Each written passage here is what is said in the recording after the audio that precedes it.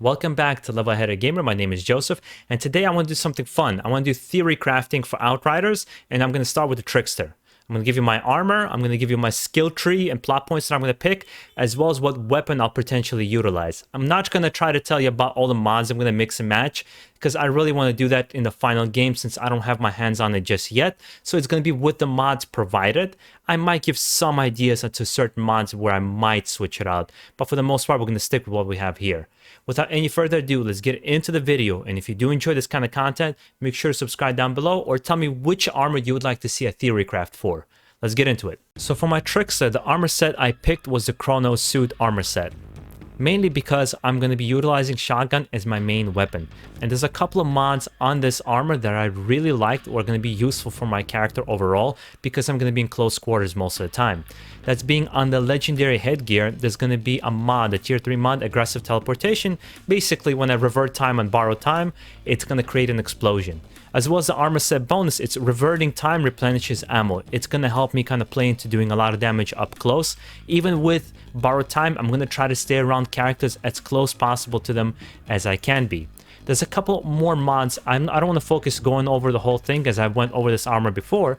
I just want to focus on the things that are going to be useful particularly in this build. They're all useful, but this particularly is going to be useful, as well as in the legendary upper armor. There's going to be an additional mag. Again, twisting rounds is going to have 2 mags before triggering cooldown, and as well with recharging my mag size and my ammo is just going to kind of feed into itself, having twisting rounds being activated for much longer. As well as there's going to be another skill we're going to see on the legendary lower armor. It's a tier 3 mod, ammo bargain. While the skill is active, killing shots replenish 20% of your ammo in the magazine. I thought that's going to be really useful, again, to always have it on, and twisting rounds being active, and it's going to just do just going to be doing a shitload of damage overall. But I want to move on to the skill tree so I can show you my nodes that I've picked and the skill tree I picked and what my third ability is going to be. Now moving on to the skill tree, I want to show you why I picked this skill tree by showing the skills I'm going to be utilizing mostly. Of course, the armor is going to favor twisting rounds and it's going to favor borrowed time. So that's obvious. I have to make sure I reinforce it in the skill tree as well. But the third ability I'm going to use is Temporal Blade, because I do want to do a lot of damage. And of course, the skill cooldown and kind of reinforcing the skill overall is going to be helped if they're together right here. But the nodes I picked themselves, let me kind of quickly go through it, and I'll name each one so you can know what I'm doing here. Is, just weapon damage close range. Reload time is what I mentioned before, so my shotgun can reload a little quicker, or my assault rifle. Again, weapon damage, this is the interesting one. Shotgun is going to be my main gun, so I'm reinforcing it here, and just so I get more of a drop rate. Skill cooldown for movement, so I can cast it more. Weapon damage, armor piercing, weapon damage from behind. Again, using borrowed time, it's going to be easier to do that, quickly run around enemies. This one, again, is interesting. When damage skill ends, increase weapon damage by 50%. And I'm going to be using damage skills. Again, we're going to have 2 of them, so that's where it's going to be reinforced here.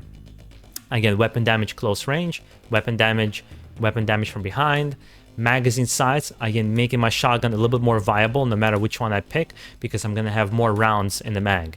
As well as weapon damage on the shotgun here as well. And now check this out, for each enemy in close range, your weapon damage is increased by 8%.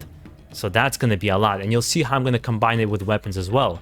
But going down the middle here, I like this because when your movement skill ends, increase your weapon damage by 50%. So stack it with this guy and this guy right here, a whole lot of damage going on, and I'm using 2 of the abilities, right? I'm always going to be using them, especially with a shorter cooldown. Just a little bit of health, but that's more to transition. This is more useful for me because I do use melee in this game a lot, so I'm going to be causing weakness a lot, especially if you're doing it from a sprint, you do a melee, right? It's like kind of a very light AoE damage around you, so that'll be pretty useful, I think. And then anomaly power just a little bit, and the reason I went down the middle here is to get a little bit of skill cooldown on damage skills, just so I can cast them a little bit more. But now I want to give you an overlook of my weapons as well, how all of this is going to get into play here. But let me just kind of show you my numbers here. I think it's going to be more impressive with the weapons and activating these skills over here rather than the numbers themselves. But of course, I'll have to test my build overall and see how it works and what needs to be kind of fine-tuned. But now let's move on to the weapons that I'm going to be picking. Now, moving on to the weapons I'm going to be using, one of them is actually what you guys have turned me around on by clearing up the mod itself. I completely misread it the first time I did my weapons coverage, is the Body Snatcher mod. Basically, when I kill somebody, right, it just spawns and it brings one of the enemies closer to me. And again, with the skills I picked, the more enemies around me, the more damage I'm doing. Not to mention I have a shotgun. Up close is where I'm doing my main damage. Not to mention the Soul Devourer. Again, it's going to be useful to get some health because I'm going to be surrounded by enemies all the time. However, I want to see if there's a level tier 3 mod version of this particular mod overall, but we'll have to see. But some of the other options I had here was a Funeral Pyre because it's an automatic shotgun. Potentially, I'm going to be able to reload, basically replenish some of the mag through what I'm going to have in my skills. It has a short reload time. And as well as the Shadow Comet, you know, the comets falling down on enemies around me, and the Resistance Breaker, basically bringing down resistance of enemies, making them easier to kill. I think is going to be a good combination in close range, but I'll have to test out which one of these is going to be the most useful. But the third shotgun I found to be very useful is the High Roller, which definitely the mod at some point in time is going to be useful, is the Clip Roller. So anytime I roll with a mag that's 50% or less, I reload automatically. I think that's going to be extremely useful mod to put on other shotguns, maybe even on this shotgun, but I'll have to test out myself.